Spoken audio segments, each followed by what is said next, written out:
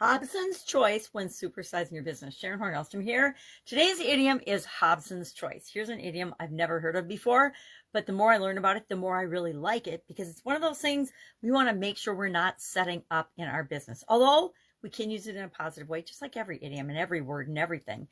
We can use things in a positive way or a negative way. I'm going to contend we should always use things in a positive way.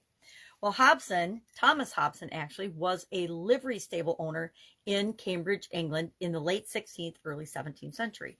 And he would rent out his horses from his livery stable.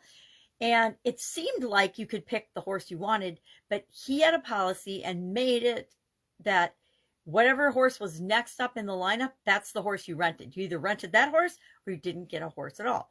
So it gave the appearance of having a choice among the horses that were available in the livery stable, but really you didn't have a choice. You either took the next horse in line or you went without a horse. You had to go somewhere else and find a horse because that was his policy, and he didn't go against it no matter what.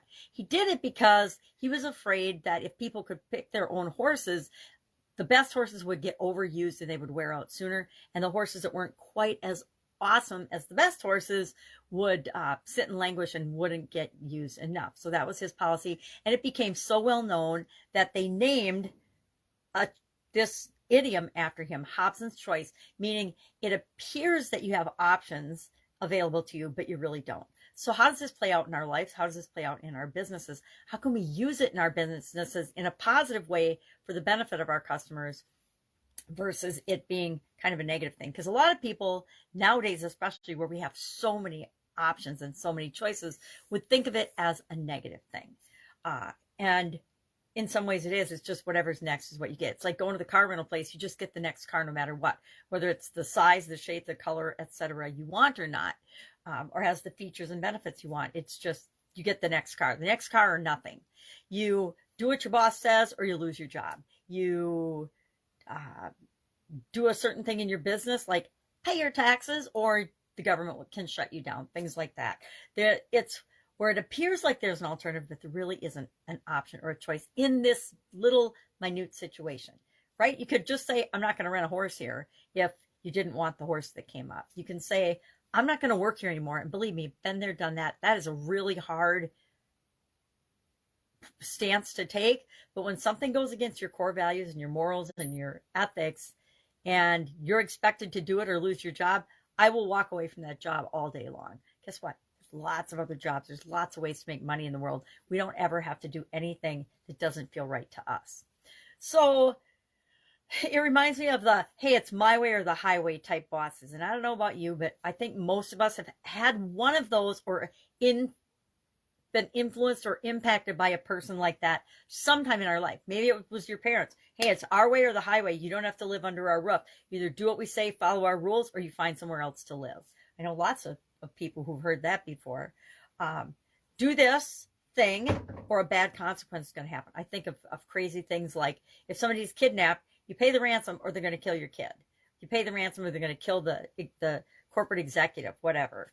I think blackmail threats, mob-like behavior threats, and of bodily harm or of destroying you.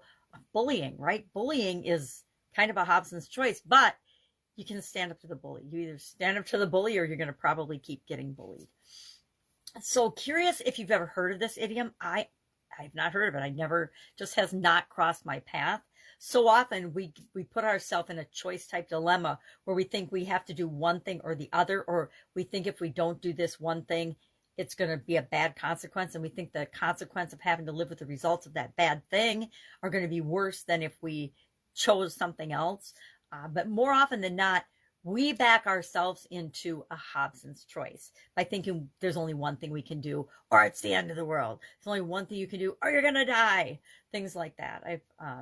We're dealing with a family situation like that, where a family member has backed themselves into a corner where they feel like they have no choice. They're in a Hobson's choice situation where they feel like they need to keep doing what they're doing, and it's actually whittling away and destroying this person. And we've seen it happen before, and it's super duper sad.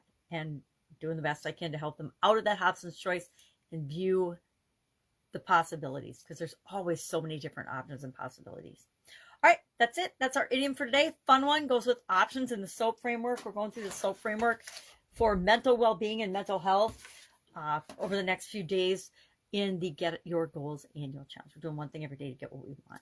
So that's it. That's all I've got. Have a terrific day. It's Saturday where I am. So if it's your weekend, enjoy. Otherwise, I'll be with you tomorrow.